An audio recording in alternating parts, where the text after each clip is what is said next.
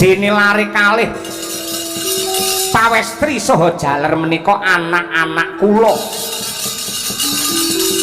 Bimarna kalian Bima Candra menapa ta sebabipun kok anak kula menika naminipun mawi Bima karana anggen kula tansah gandrung kayumyut kalian kapribadenipun Raden Werkudara dados anggen kula sowan wonten tepining Kali Gangga mriki namung badhe nitipaken anak kula kekalih borong anggenipun badhe kula wentrah Raden angkara murka para Pandhawa kedah jumangkah weh pitulungan dumateng tiyang kala wau. Wah, yen pancen kaya mengkono tiwas kebeneran Kyai Semar.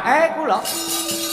Kowe ngerti to karo Bathara Kala? Nggih, nika langganan kula pripun. Bathara Kala ki teka ning negara Wirata. Bocah Dana Dini Mustika Aji kelawan Mustika Sari Ripalungguhan iki wis direnggut karo Bathara Kala. Yen kowe ora cancut ora tumandang tan wurunga iki mengko bocah ki dadi isi waduke Bathara Kala. Ngeget waja mlintir kumbala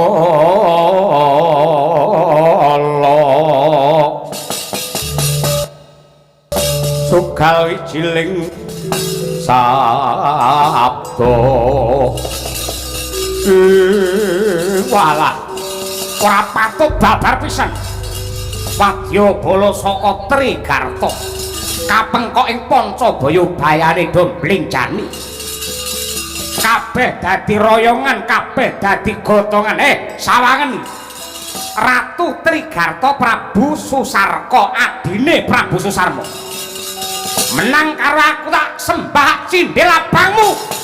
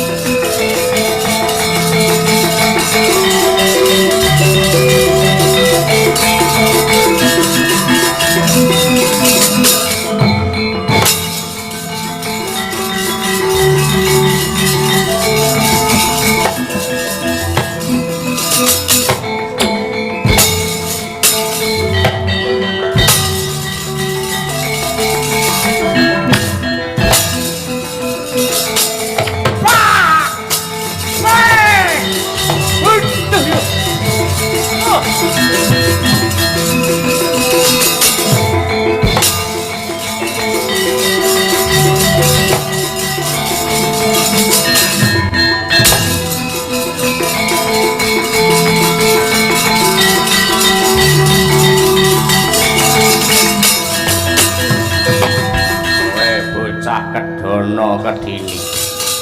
Dasare rung entuk pangruatan trep lamun to swargamu ning waduk. Wah!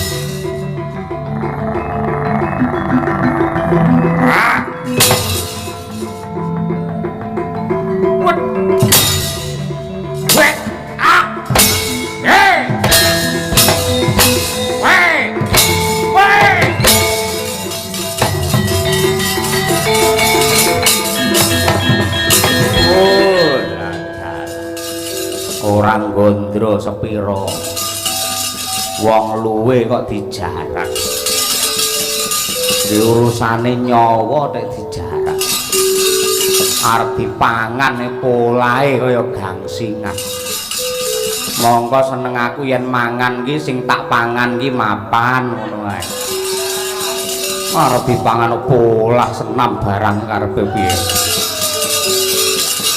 Ora saiki tak pangan yen kowe tok mung njlilit lebokke kantong karumba ngenteni menungso sing akeh neng kene lagi rak tadah bareng.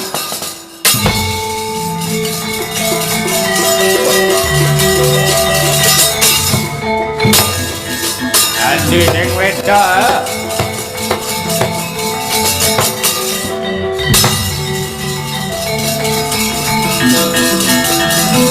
Ayo.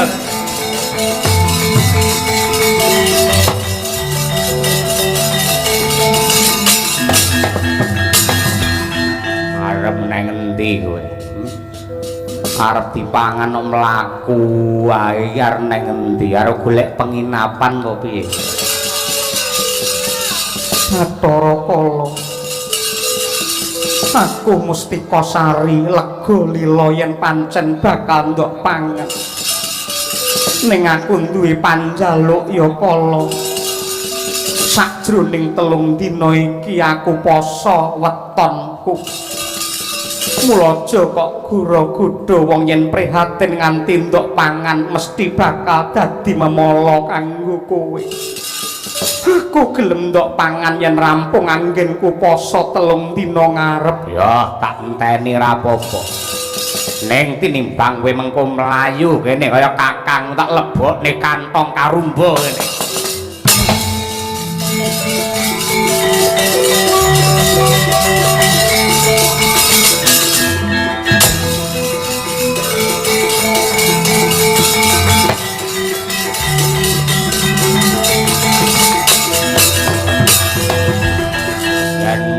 Cah loro tangeh lamun wareg ora bakal Bathara Kala iso wareg merga ki aku ora tau ngitung rasane enak apa ora sing penting akeh yen kanggo tak golek bocah Sukerta loro telu papat men cucuk nggenku nggak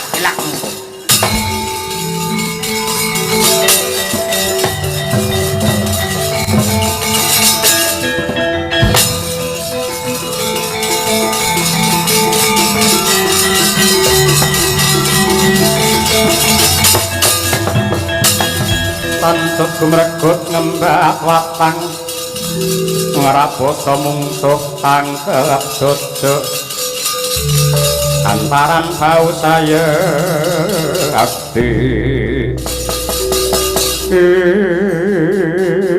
jagat Dewa Bathara ya jagat Mangestungkara babar pisan Sita Randugamana playune bocah loro ki mau malah direnggut dening yaksa sing gedhene sak gunung cat katon cat ora yen ora kleru kang dadi pamawasku kae sing jenenge Bathara Kala sing gaweane mangani bocah Sukerta yen aku magut suraning ndriya tan wurunga padha karo sulung mlebu geni Bathara Kala kae wedine mung karo Kyai Semar Kyai Badranaya kowe ning endi Kyai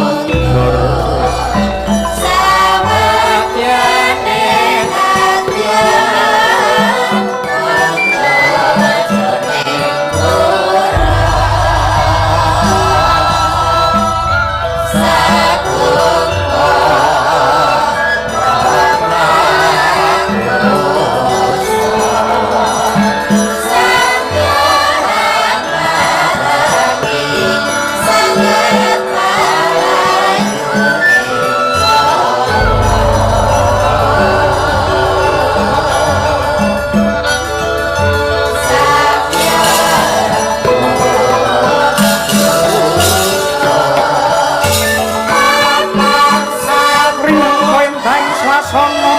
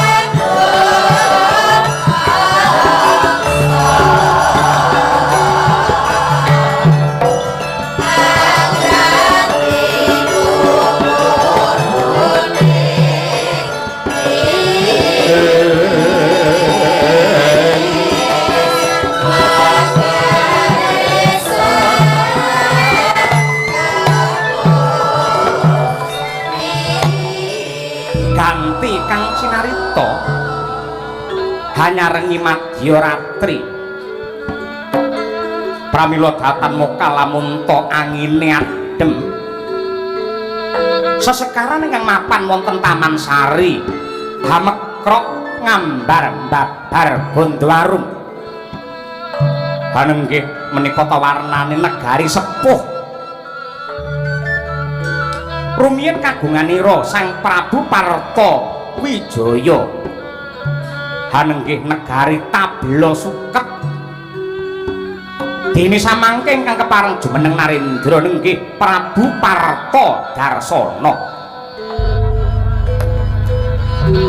ingkang nalika ing mangke kepareng amiji ingkang putra putri kekalih hanenggih Dewi Bumi Bimaretna saha Raden Bima Candra mangkono ruruh ririh hangareh-areh kawijil kang pangandika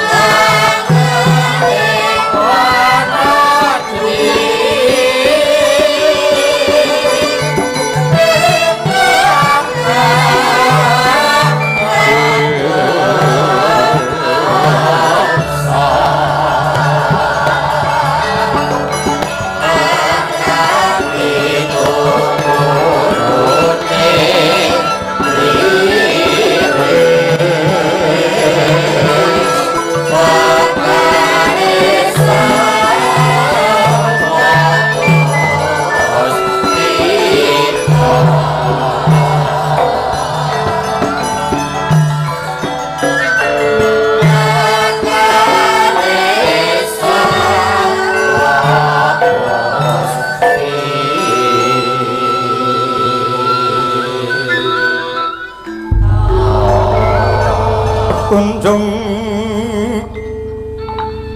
berangkate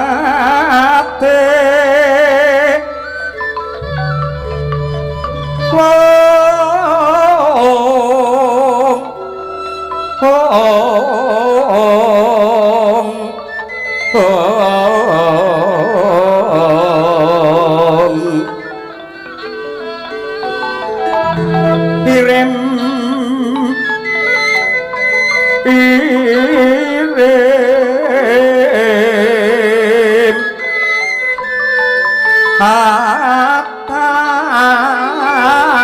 kaping kayu apu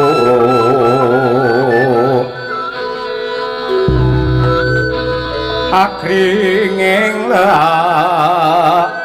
lumut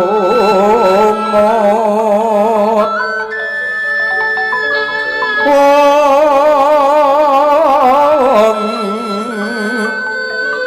kangkung ira ijo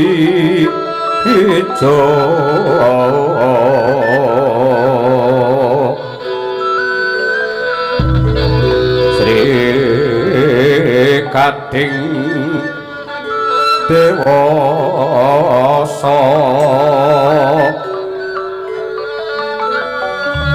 ing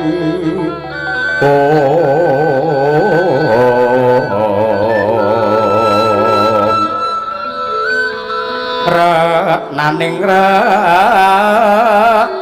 jasa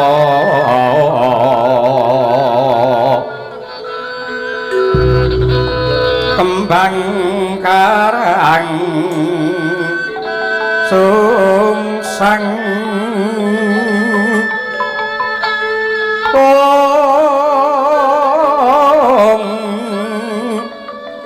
kangkung hiro ijo raden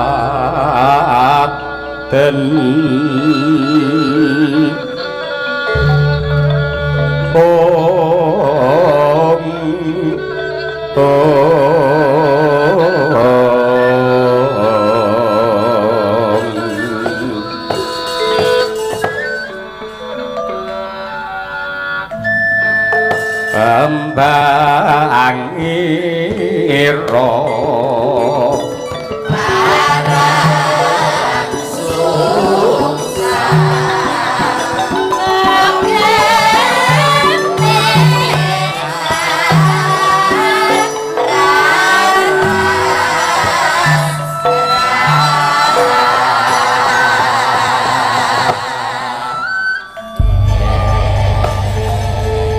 ya jagat ya dewa ya bathara Hyang Suksma diluwih muga paring pepayung pring panjenengan ingsun Prabu Parto Darsana satemah bisa murah kabeh kamulyan tumraping kabeh para kawula ing tabela suket anakku sakloron Bimarna apa dene Bima Candra kawula nuwun wonten timbalan ingkang ngadhawa diwaji amiji dumateng ingkang putra sembah pangabekti kula mawantu-wantu kunjuk semantun ugi kula ingkang putra pun Bima Candra ugi ngaturaken sembah pangabekti kunjuk ya ndak tampa cah loro dene semono anggen ngurmati lan ngaji-aji kelawan pun Rama kowe ndak kandhani lamun ta negara tabela suket iki kraton lawas iki kraton lawas dudu kraton masem ning lawas temenanan iki biyen ingkang ngasta bawat adil ana ing negara tabela suket ora ana liya kejaba simbahmu Parto Wijaya sing besanan kelawan Bambang Sekutrem lah apa to sebabe jeneng sira sakloron ndak paringi nugraha nama sing ngarep kabeh nganggo Bimarna apa dene Bima Candra Blaka Suta blak kotang terus terang ya iki rasa gedene katresnanku anggonku banget duwe rasa ingkang gandrung kayungyun kelawan kapribadene Panenggak Pandhawa wong agung ing Jodipati ya kuwi Raden Werkudara Raden Werkudara mbiyen lair wujude bungkus dibuang ana ing alas Mandalasara suwine 15 taun parandene bisa ruwat saka panandang merga dayane Gajah Sena bleger dadi menungsa gagah prakosa godhek wok simbar jojo sekti tanpa tanding ya merga saka kekuatane lan kaprawirane mau ora kok banjur kanggo semungah sesungaran adigang adiguna ning kaprawiran lan kekuatane Raden Bima dienggo njejekake adil lan bebener ngayomi para kawula sing ringkih ingkang nembe wae kelakon kabar sumebar warta-rata para Pandhawa merga kalah sesukan dadu karo para Kurawa banjur kudu nglakoni dadi wong buangan ning alas Kamyaka suwine 12 taun ora mandhek teka semono isih dibacotake kudu namur laku kudu laku dedelikan dadi wong Sudra Sampali mapan ana ing Kutagara sing dituju ya kuwi negara Wirata. Ing atase Raden Werkudara ki satriya prawira sing kondhang kalok kajana priya parandene namur laku cukup dadi tukang jaga sapi mbelai kebu ngeleti daging. Nadyan mung wong Sudra Sampali sing pakaryane mung kaya ngono, nanging jiwa kaprawiran isih makantar-kantar ana anggane Raden Bima ingkang sesingklon dadi jagal Bilawa satemah bisa munah satru murka ing bakal ngobak-obak banyu bening, ngogak-ogak katentreman ana ing Wirata saka pakartine si Kincaka Raja Mala kelawan rupa Kinca. Kabeh mati ana astane Raden Bima ora mung mandheg teka semono nalika Wirata dirampik mungsuh ngestina kelawan Trigarta sing bisa mateni Ratu Trigarta Prabu Susarman utawa Prabu Susarma ora ana liya kejaba Raden Werkudara sing pancene panjenengane kuwi satriya sing sepi pamrih rame ing gawe yen iya ya iya yen ora ya ora jejeg kang dadi adek-adeke. Mula kanthi jeneng sira ndak paringi nama Bima kabeh kuwi sak bisa-bisa ki mujudake pandonga bisa kowe nulat nyonto nulodo marang panenggak Pandhawa mau. Aduh Dewaji, menapa dipun keparengaken kula badhe nderek matur. Piye matura Bimarna?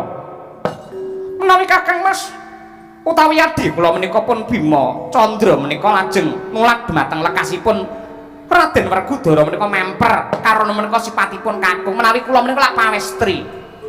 Wong madon niku krubya kabotan pinjung. Menika pengen kados Raden Werkudara kaya mboten saged. Tur paminipun kula nyonto Raden Werkudara, mongko astanipun Werkudara menika gegem kados mekaten. Kula tiyang setri kok njur gegem ngoten wong lanang lan ruyuk kula sedaya mangke. Ngene kae to? Nggih kula saking menika. Oh. Kowe tak kandhani ya. Nadyan Raden Werkudara ki kagungan kuku kang sinebut kuku kacamata. Pancanaka. Oh iya Pancanaka. Kuwi saben-saben ora paperangan mesti disingitke. Mula carane nyingitke kuku ingkang mapan ana ing jejempol kuwi mau dislempetake ana ing driji tengah. Men ora ngawis tarani. Nah kaya ngono kuwi. Merga panjenengan kagungan pusaka loro, pusaka kodrat karo wiradat. Yen kodrat cetha lamun ta kuku Pancanaka, yen wiradat ya kuwi Kyai Gada rujak ulek. Nuwun. Kok nyuwun piye? Rujak ulek. Rujak polo. Lah ya polone diulek ngono kuwi. Mula aja kendhu, aja nglukruk. Dina iki paribasan jagat diubengi ping 7 aja nganti mandeg yen durung bisa nyuwitake kowe cah loro marang Raden Werkudara.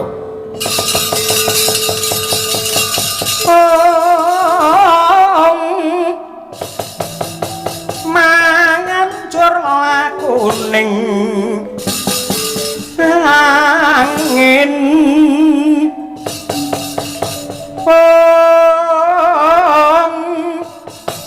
gugur agraning haraga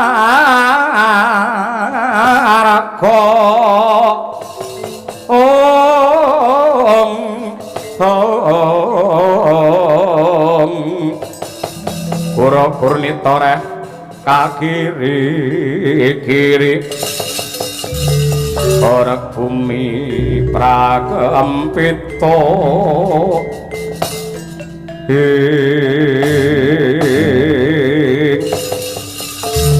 meninggih Kanjeng Rama jinejer dados anak menika kedah bangun miturut ing reh perintahipun tiyang sepuh saya menika panggayo ingkang suci lan luhur. Kula kepingin lan kumacelu anggen kula badhe nyecek kawruh ngudi ngelmu pitepangan kalian Raden Werkudara. Ah mula Kang mangkun ora perlu ngenteni sesuk-sesuk Bimarna apa dene Bima Candra dina iki digelak lakune pun Rama pribadi sing bakal nglarapake jeneng sira Saklara nang ngarsane Sang Pandhawa Pandhawa. Kula putraning ingsun sira iku wonten pisak lan jenenging wan kula kulene ngarti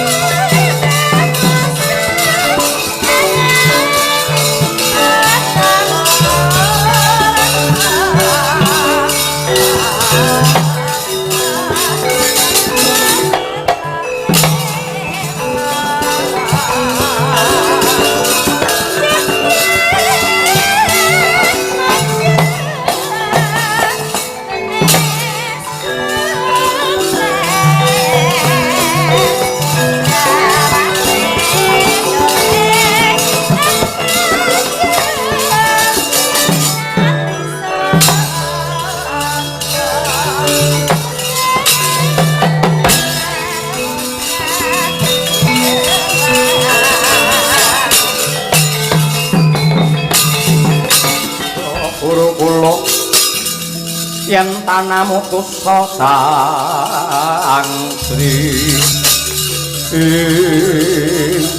amit pasang kaliman tabiti bening tulak manu demaing tang tuang jengandika sinuwun Prabu Puntadewa nuninggih kasinggihan katuran pinarak ingkang prayogi Sang Prabu pangraos boten kirang sekeca anggen kula ngabiyantara ingkang ageng inggil menika Raden Werkudara Raden Bima. Dasar para nyata. Wah, syukur bagi sewu seketi jumurut. Atur uninga bilih menika kula menika Narendra saking Tabla Suket nami kula Prabu Partodarasana. Dene lari kalih pawestri saha jaler menika anak-anak kula. Bimarna kalian Bima Candra. Menapa ta sebabipun kok anak kula menika naminipun mawi Bima karana anggen kula tansah gandrung kayungyut kalian kapribadenipun Raden Werkudara. Dados anggen kula sowan wonten tepining Kali Gangga mriki namung badhe nitipaken anak kula kekalih borong anggenipun badhe kula wentrah Raden.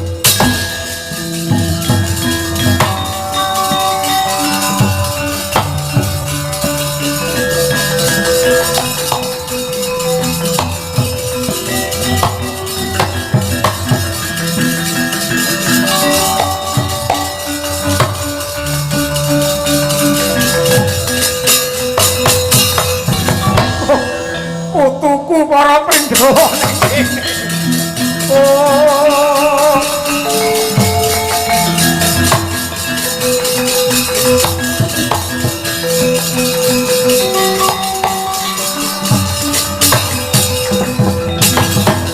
turem dewangkara kingkin lir manguswa kang ayon denya ilang memanise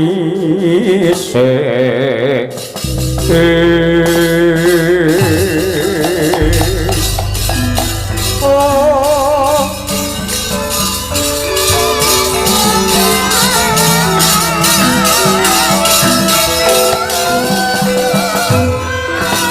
uji syukur kunjuk mring Hyang Agung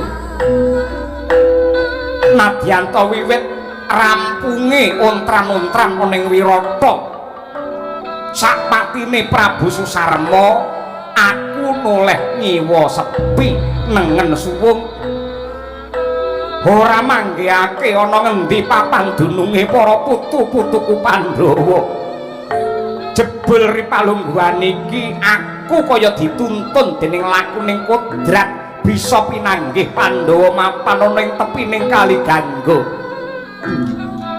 Kanjeng Hyang Seta sungkem kula katur Kanjeng Hyang ya ndak tampa sepisan aku matur nuwun kelawan para Pandhawa makili warga agung ing Wirata prahara wis sumisih retu wis padha lunga merga saka kaprawirane Jagal Bilawa ya Werkudara Kedhi Wrihatnala ya si Arjuna malah ana bab sing saya ndadekake ngrantesing rasaku nalika Tandha Dwija Kangkaya Puntadewa matur marang Kanjeng Rama Matsapati bab ingkang jujur lan saknyatane dianggep ngegasah penggali Rama Prabu Matsapati banjur Puntadewa dikepruk paidon nganti betet bathukmu ndlewer getihmu.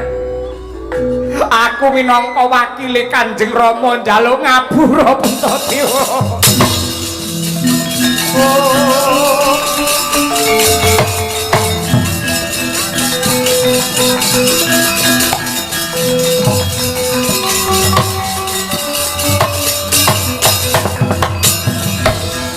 Kandhingan sampun ngantos paduka paring dawuh kados mekaten kedahipun Pandhawa ingkang matur nuwun dumateng tiyang Wirata karana saklebetipun setunggal warsa kinayoman wonten ing negari Wirata satemah boten kadenangan dening telik sandining Kurawa ripalungguhan iki ayo ndak kanthi Pandhawa Drupadi munggah ning setinggil Binatarata negara Wirata selak dadi pangantu-antune yangmu Prabu Matsapati nyuwun pangapunten dereng saged sakmenika karana jejiban kula menika dereng rampung lah banjur ingkang cetha kemawon saksampunipun para Pandhawa sesuci wonten ing tepining Kali Gangga kula badhe nindakaken tapa ngrame iki piye menawi wonten tiyang ingkang nandhang sangsaya dening hambek angkara murka para Pandhawa kedah jumangkah weh pitulungan dumateng tiyang kala wau wah yen pancen kaya mengkono tiwas kebeneran Kyai Semar kula kowe ngerti to karo Bathara Kala nggih nika langganan kula pripun Bathara Kala iki teka ning negara Wirata bocah Dana Dini Mustika Aji kelawan Mustika Sari ripalungguhan iki wis direnggut karo Bathara Kala. Yen kowe ora cancut ora tumandang tan wurunga iki mengko bocah iki dadi isi waduke Bathara Kala.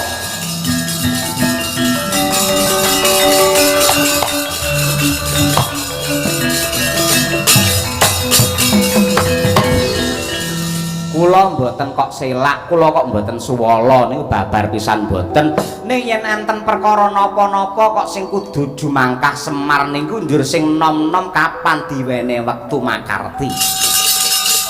Ya kudune para Pandhawa niki sing nembe kemawon antuk wahyune katentreman aja mung suka parisuka nentremke rasa ning tentremna rasane wong liya.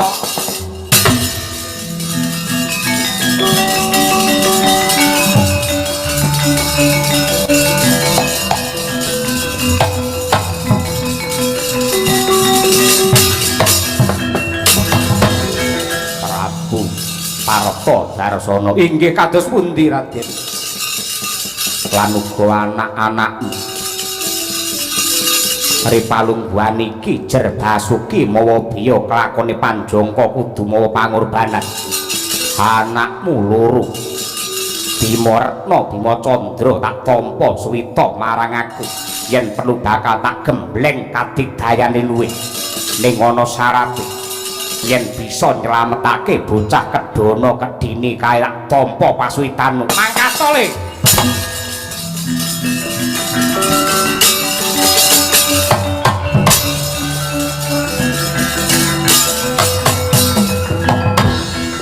sing mangkongkon niki wau sinten anake Prabu Parta Darsana jenenge Retna Retna sinten Jongbe awut sampean Bima Retna oh iya Bima Retna kalih Bima Candra kok perintah nglametake bocah Kedana Kedhini lah sampean ora ngerti niki wau bocah Kedhini Kedana nggih ta sinuwun oh ya iso madlah niku lha padha karo kutuk marani sundul sampean malah dipakake rono iki piye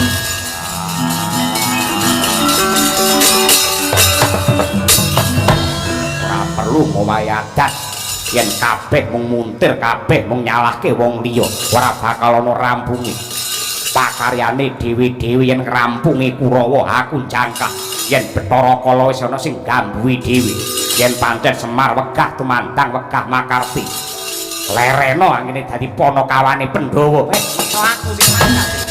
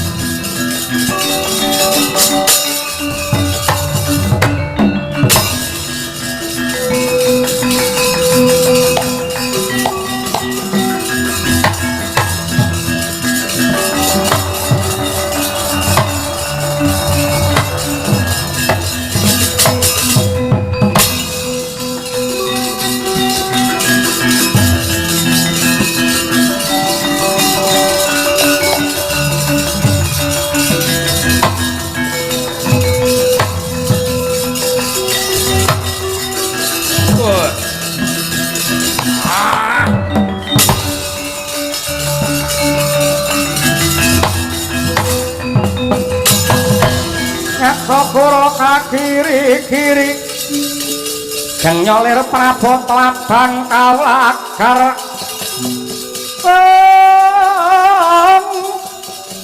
Manguhing mungsuh Haminto lawan Hanggrusru masingona abdo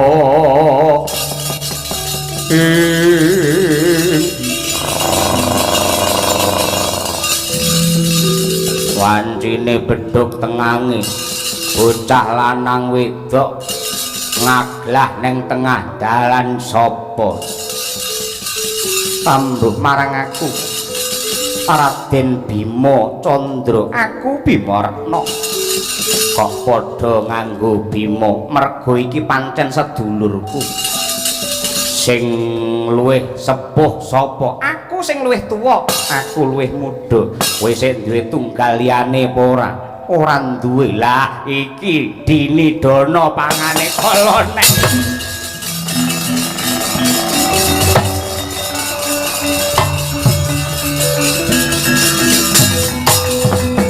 kowe kathah pangane Bathara Kala mula kowe bangga apa nutup bangga tak rampungi nutut yak sirnakake ora bakal aku mati sia yen pancen kowe bisa ngalahake gedene Merjaya kelawan Bima Candra panganen aku mangan sepisan wareg selawase gaglak limpamu tenan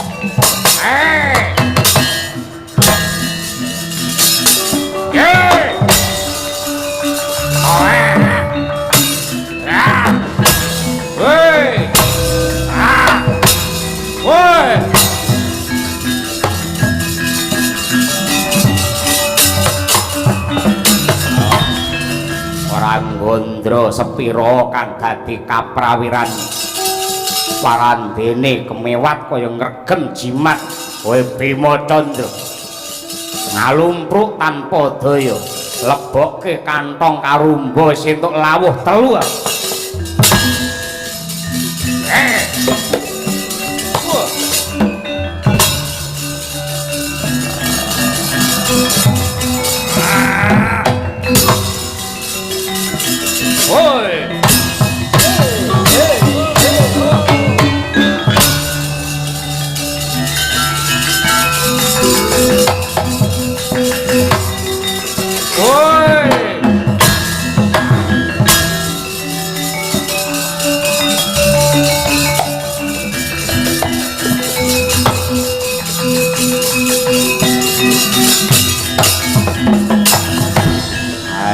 Bima Retna swargamu ana waduke Bathara Kala. Bathara Kala apa? Aku lega lila yen pancen kudu ndok pangan. Ning sawangen to, kowe iki lanang aku wadon. Yen langsung kok pangan ngene apa ora kira-kira malah rugi. Maknane aku engko panganen ning sadurunge kok pangan kowe ra pengen mangan liyane. Maksudmu piye? Aku ki ngerti karo kahananmu sing kaya mengkono nek senenge ora ukur. Wong wis gedhe brewok kaya ngono. Aku ngerti karo wong brewok ngene iki ya kemecer. Iya ning elekku ora betah melek. Ora pengen mbok piye ngicipi marang aku isih suci ra nate disenggol karo wong lanang sapa wae.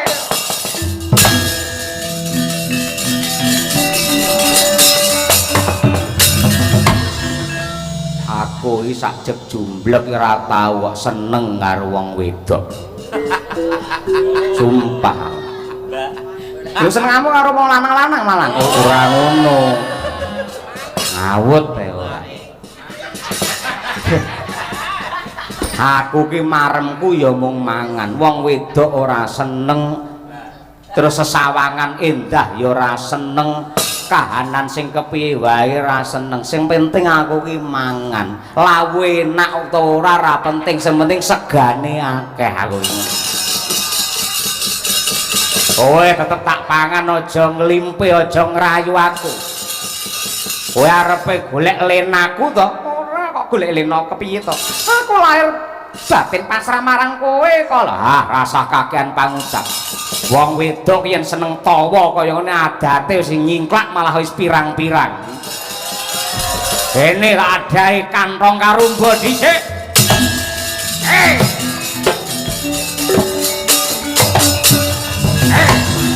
Ya ngono kuwi aku seneng ya dijambak nih aku seneng. Dijambak aku seneng kok ngono.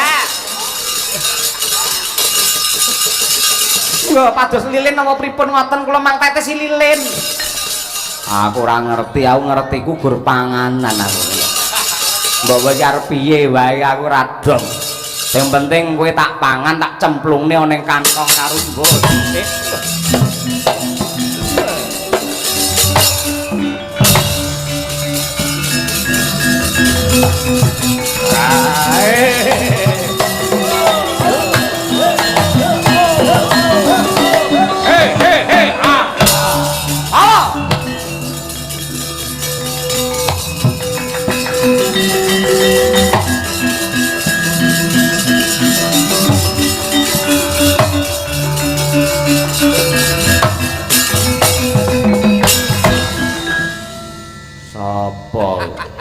Kowe lali apa etok-etok nglali?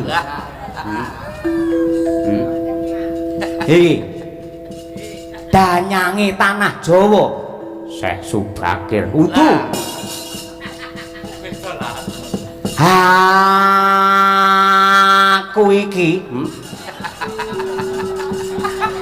iki piye? Aku iki pamonge para satriya utama. Pamong desa, ora mung desa, satriya utama. Hurufku ngarep dhewe iki S. Slamet Widodo. Dudu. Semar Badranaya. Semar. Semar ki panganan apa? Kowe telaten to jagungan karo iso telaten. Ngono aku. Omong ae. Lek ning pondokan omong bareng ning panggung. Kala kuwi to. Wala kek wala ora. Wetengmu luwe. Luwe ya mung banget. Aku ya bocah Sukerto. Kok Sukerto? Takono bapak aku lahirku mbiyen iki kalung celurit. Anu kalung usus, mula aku macak apa wae pantes. Lah kok pangan-panganen. Ah, pangan tenan dina. Ayo panganen.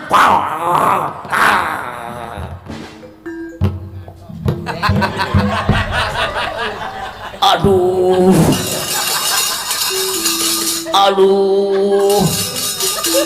Anggrek pangan kon dhuwur metu mburi ora. Ya lek ngene iki sawan kok kono kaya Prodomas to aku.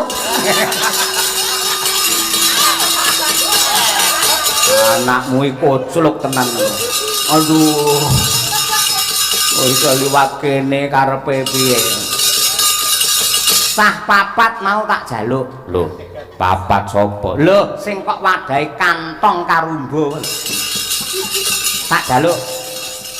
Yen nganti ora kok ulungake, aku melu mlebu ning wadukmu, ususmu tak pedhotane kene. Oh.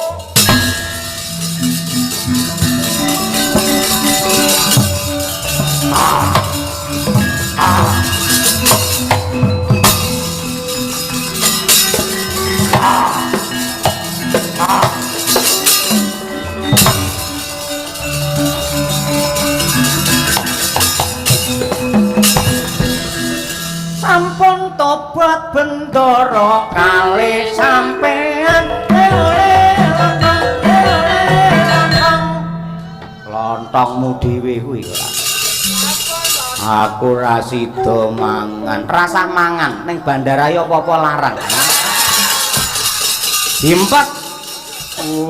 Lah dalah gara-gara Kyai Semar aku dadi luwe kaya ngene. Aku dadi asam lambung kaya ngene. Asam lambung ora perkara mangan, lemu mikir ya kebanteren iki ngono. Ya mikir weteng luwe iki ra iso mikir apa. Wong ndeke wae mengeng tak gongi ping pindho aku. Mbok aku ra melu ndek ora ngerti aku. Ayo mulih. Bocah Sukerto ki panganku lek rung entuk pengruwatan saka dalang sejati. Ora perlu ngrembug dalang sejati. Yen Semar ana wakile dalang sejati. Ning manut dawuh Bathara Guru sing jenenge bocah Sukerto ki pangane kala. Iya, ning ngerti ora pakemmu sing kaya ngono kuwi ngrugekke wong akeh, gawe rugine wong sing tanpa dosa. Mongko perkara bocah ki dadi Sukerto utawa ora manut kodrating Gusti.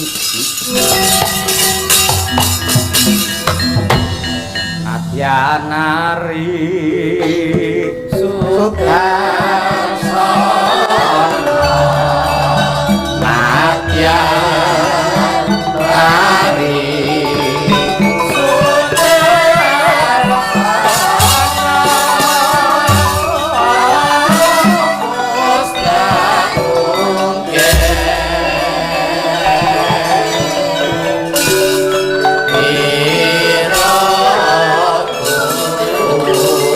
ngaturaken panuwun ingkang tanpa upami dhumateng Kyai Semar. Kula ngaturaken panuwun awit pangayomanipun Kyai Semar. Ngaturaken panuwun Kyai. Ngaturaken panuwun Kyai. Sik ki loro ngarep iki sapa asmane? Oh nggih kula pun Bima Retna, kula Bima Candra.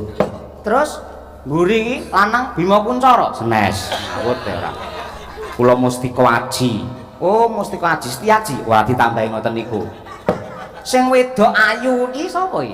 Kula pun Mustika Sari. Nyidam Sari. Mustika Sari. Ya maklum iku ping tuwek ngono kuwi. Iki Kakang Adi, ya aku sing gedhe. Iki ya Kakang Adi. Nggih. Sing tuwek. Wes. Iki entuk rong setel ta. Sing jarene arepe ngrabi adike sapa? Ngacung.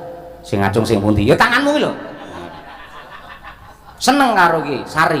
Nggih. Nganti saiki ya seneng. Nggih. Saiki njajal le nyawang tenanan. Sari karo Retna ketoke yen disawang tenan ayu ndi?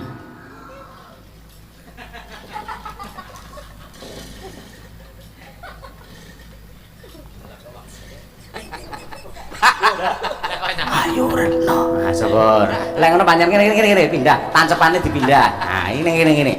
Nah, ngono kuwi.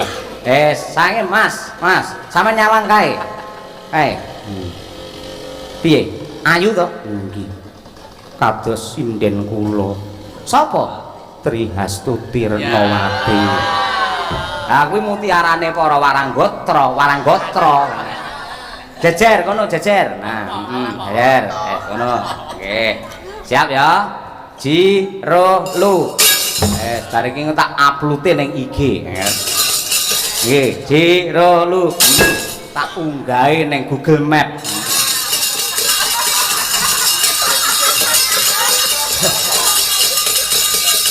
Iki wis ketemu jodoh antarane Mustika Aji tak jodhokake kelawan Bima Retna. Ewa dene Bima Candra tak jodhokake karo Mustika Sari. Sah dadi bojo atut runtut reruntungan nganti kaken-kaken minen-minen.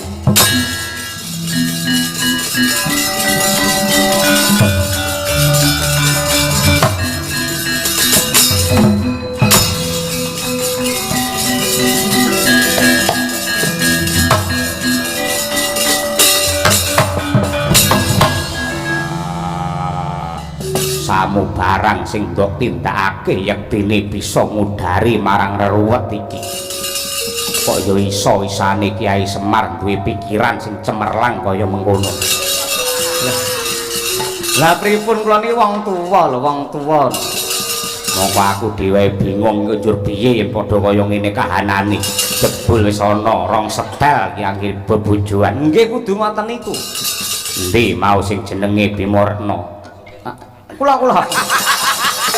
Bima Candra inggih kula Ida Swita karo wong Jodipati inggih saestu yen pancen kaya ngono tak tampa pasuwitanmu kowe tak dadekke paguyuban Bima Laras.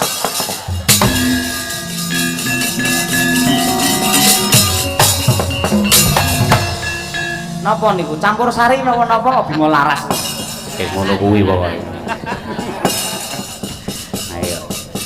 Pripun sakniki kakangmu sampun nampa wahyune katentreman ingkang saged malimbar dumateng para kadang lan ugi nyrambahi tentreming sedaya para warga ageng ingkang lenggah wonten ing Palareja Babatan Panaraga. Anane mung ayom ayem jenjem permanem. Dene kula Semar ingkang ngayahi wajib ngurmasi kathah ing reh kalepatanipun mila nyuwun gungi samudra pangaksami sak bejo bejane sing lali sih bejo sing eling lan waspada minangka tandha syukur arep joget sawetara mangsa bareng Den